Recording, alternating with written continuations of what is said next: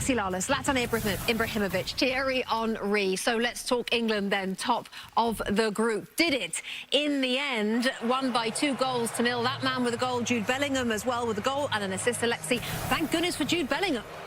Yeah, Jude Bellingham is a star in as much as Harry Kane is, because stars step up when you need them most, and he certainly did. I like the fact that even when you're banging your head against the wall, as England has done for the last 2 games against the opponents, in this game they found a way. Sometimes it's set pieces, and that's the second set piece that we've seen from England this World Cup. Zlatan, England for you? There was never a doubt that they would come first in the group. They did their job. Easy win today, I believe. Now for them starts the real deal. Let's see who the opponent will be later tonight. But the stars show up today. Bellingham, 1 goal, 1 assist. Harry Kane scored his goal. Everything is in order. The English press, all positive now, even if they shouldn't listen to the noise. Just focus on yourself and do your thing. England could play Senegal, they could play DR Congo, could be somebody else. Thierry? Well, I'm going to stay with what I have in front of me. They didn't make it a story today, like I said before. And Bellingham impressed me today, not only about his run, not only about the assists, but he went down the line sometime on the wing to create stuff, also out of position. He was everywhere. So I hope for you, Rebecca, that he can carry on like that. Rebecca, you have a little smile today. What's going on? Just a little smile. Is it coming home? It's always coming home. I told you everything was going to be fine. Or are you going home? Amazingly still here. Almost England top of the group. How do you sum up today's performance? Yeah, we did what was needed. It was what we expected, a tough match against a physical opponent. Difficult to score. We were the only team to create this amount of chances and score twice against them. We were very aggressive. We had to be very careful with the counterattacks because they're strong. We did well overall and deserved to win, but it was a hard piece of work. You saw the role he played in both goals. How do you sum up Jude Bellingham's performance today? Good performance again. We're happy that he's in this kind of shape, but everyone did what they needed to do. Jude was a big part of it. Yeah, a moment of history as well today. Harry Kane is now England's record goal scorer at World Cups. Yeah, good. And it's not the end. It isn't the end. What is there to build on? Maybe the last 20 minutes?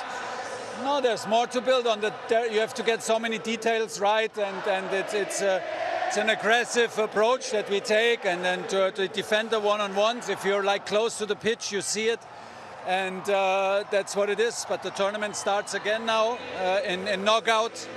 Now we collect our strengths and collect our energy. And we build on what we have, the team spirit, fighting spirit, the belief. And we will step up. The bigger the games get, the bigger we will get. What does this mean today as well for those players making their first appearance at a World Cup? A first start like Morgan Rogers, for instance. Yeah, good. And I'm happy that Ollie is on the pitch finally. And Jordan Henderson, they deserve so much more that they deserve. They are key players in their clubs. Get difficult decisions from me. That's what they signed up for. We're here for a bigger goal, and everyone buys into that. The final point: the next game in just 4 days' time, DR Congo or Senegal looks likely. How's the fitness of players? Kwanzaa went off. Saka, Rice. Saka's not a problem. Declan had the chance to take him completely off the match to not concede a second yellow, which helps us a lot. Jarrell, I don't know, he had to go off injured, so we need to see. But 3 days and then next match in 4 days is not a problem. We love that and we're good at that. Thanks for joining us. Thanks for running back a long run. How do you sum it up? Group 1, job done today in terms of the win. Yeah, first job achieved. You know that we came here to do it in sections. We got through the pre-camp games really well, and now, you know, we achieved our first objective, which was to get through the group and top it as well. What was said at half-time? You're doing well, keep going, a little bit more, another gear, nothing's crazy. We knew what level we were at, we know what level we want to achieve, and we did it in the second half. The manager says that you'll see a better England in the knockout stage. We'll see, hopefully. I think every day we've got to try and improve, every game we've got to improve, and yeah, it's up to us to do that. What pleased you most today? The goal or the assist? The assist. I think it was just a good culmination of play, and yeah, to give it to Harry again, who just continues to raise his level, is incredible. Well, you know that assist also means history. Harry Kane, now England's record goal scorer at World Cups.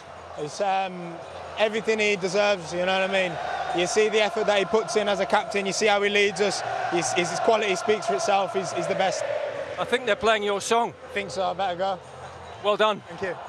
England got there in the end, Troy. Was it an improved second half, even though the scoreline suggests it was? Did it meet the eye test? No. I think it was worse. Yeah, I agree.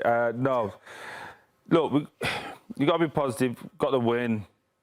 Another clean sheet. Got a couple of goals. Job done. Jude Bellingham looked good. High energy.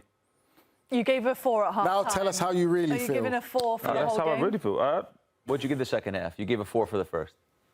I'd probably say I push up to a 6 because we scored the goals. That's actually the best rating you've given so far in the But World that Cup. wasn't. No, I gave real credit against Croatia in the second half. I thought we were more dynamic. Thought we added a lot more intensity to our play. This was very limited, very limited. And if you want me to get excited about this, I'm the wrong guy. Bring somebody else in. This is not for me. I think give credit, got the job done. Panama played some good stuff. We made them look very good. And then until the end, when they had to show quality to score, that's when we showed Panama's level respectfully. That's why they're going home. But they could have scored 3, 4. Another day again where arguably he could have got a penalty again. Ball gets crossed into the box, hits Morgan Rogers on the hands. Thankfully, we don't get it. I haven't seen the Thomas Tuchel that everyone keeps telling me we're going to see. But I suppose the other thing they keep telling me is a tournament, he's a winner, tournament guy that just gets through and gets it done. That's what I've seen so far. We're getting it done, but nothing to excite me, nothing to get me going, right, I can't wait to play Senegal, or, do you know what, let's go book the tickets for the final, take the kids, be historical. So, OK, I don't know. I'm not sure. Were you underwhelmed, Nige? Yeah, not a great performance, but they got the job done. And we've sat here sometimes and we've said it as ex-players that, you know, sometimes teams just find a way to do it and get the job done, and that's what England did today. The worrying thing for me is moving forward from what we've seen performances-wise, whether it's collectively or individually. The better opponents you play down the line, you're worried because the performance just wasn't still quite there and wasn't good enough for a game that England, on paper, should have dominated for the full 90 minutes and had chance after chance after chance. But on the opposite end, it was Panama who had probably the better chances. But they found a way to get the job done. They got the result. There's no point in dwelling on it and crying over it. But I'm sure Thomas Tuchel's going to have a lot of words with his players because performance-wise... How many more words could he have?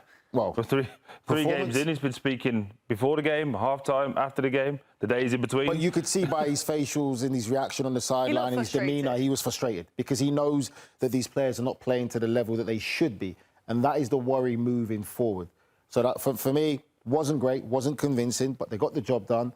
But for England, we need to step it up. If we're really serious to say that England are one of the favourites in this tournament, they need to step up in performances. It's no good just by referring to names and clubs and where these players are at and all that. That's out the window now because they haven't done it for performance-wise on the pitch. England scored 2 goals in the second half, one from a set piece, another one from a cross. They made 2-3 plays. I wanted them to win 6-7-0 because I got a message from someone at the network after my halftime rant about England, how poor they were. I got a little message like, oh, it doesn't look so good, that rant now, right? In a day and age when everyone goes on Twitter, boop, boop, boop, 2 seconds, Instagram, boop, boop, highlight, oh, wow, what a goal, Harry Kane. If you watch that game from start to finish, I think they got worse in the second half. He says they were 4 in the first half, maybe 4.5 in the second half. They lost every duel. Goals take them up is the only reason I gave them up. They lost every duel with Panama. And now some people say, oh, yeah, but what do you know? You know, I played with 3 of those guys every day for a couple of years. 3 of the guys from Panama, right? And with all due respect to them, great guys, not world beaters, not to play against $100 million players. So for me, in a day and age when you could go pull up the highlights and the goals and everything else, if you watch that game from start to finish, again, here we come to the fork in the road. If you are in the camp that you say, well, England, they got the job done, they won 2-0, they played better in the second half, you don't know football. If you're in the camp, hey, that was poor, first half, second half, not good enough. If we're going to go and play France, we're going to go play Spain, we're going to go play these top teams, that's not good enough. Even if you get through first in the group, that's not good enough for England, for what we came here to do. That Tuchel's looking at that. He's at the end of the game. He's like this. He's got his hat down over his face. He's embarrassed. He's embarrassed. So, again, fork in the road. You watch that game. Okay, go on Twitter. Go look at the highlights. Yeah, they played great. Fine. They got the job done. Okay, you're lying to yourself.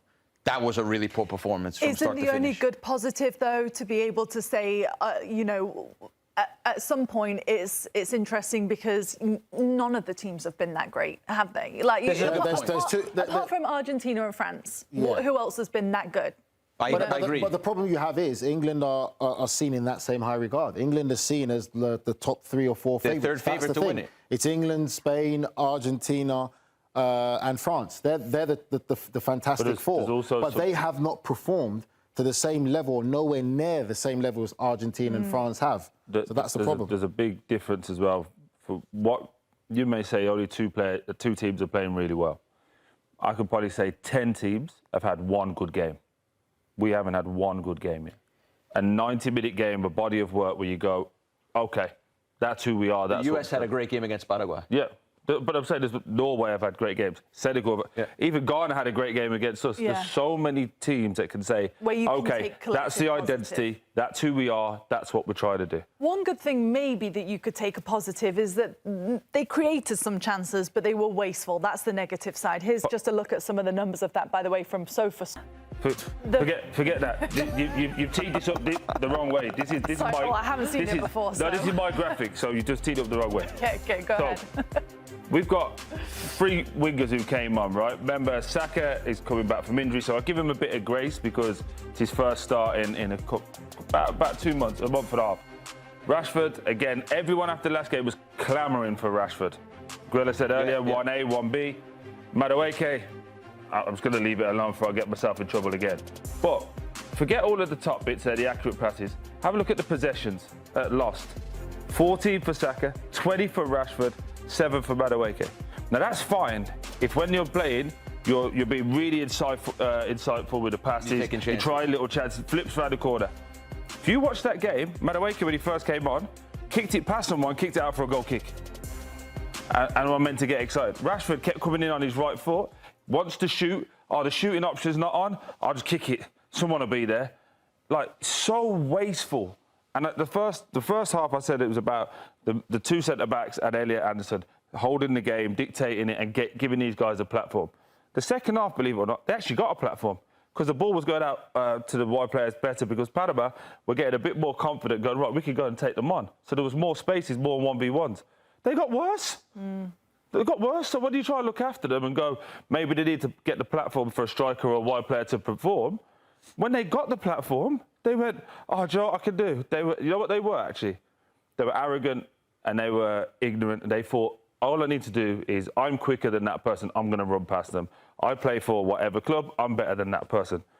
No. You're playing against another man on the opposite side who, A, is playing for his national team, for his family, for his like he wants to, feels it like this is important to me. And also they're going home. So now I want to showcase everyone against England with the most viewers I'm probably going to get in my career. I want to show you what I could do best. And they were ignorant and they were arrogant. And that graphic to me summed it up in a nutshell. I would also add to Troy's point, I think for me they were predictable. Like you could tell what was going to happen when they got on the ball. They drive in, Rashford always wants to come inside and get the shot off. It makes it easier to defend against. Saka does the same thing, come inside as well. So it's easy when you've got numbers back to defend because you can't isolate people in real good one-on-one situations. Just to also add to what Troy's saying about giving the ball away. You're going to make mistakes, no problem.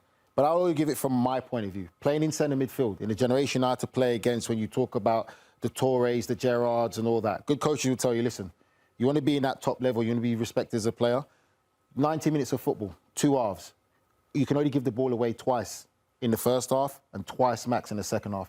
That's how much pressure you put on yourself as a player to see or want to be that best. Yeah, you're still going to try and make forward passes, still going to try and affect the ball, but you're not going to give it cheaply away. And 2 passes or 2 missed passes in a game or 3 missed passes was the pressure you'd put on yourself every time you step on the pitch, regardless of opposition. So when you look at those numbers that was up there, at international level, worrying, wasn't it? But to your point then, Madueke came on, what, for 23 minutes? There's no way he should give away 7 times he gave the ball. And again, it's not being overly critical. It's about having standards, Poppy. That's what some people have to understand. There's nothing wrong with having standards and high standards. And that's what I was told as a youngster playing. When you play these world-class players and what they do, They don't give the ball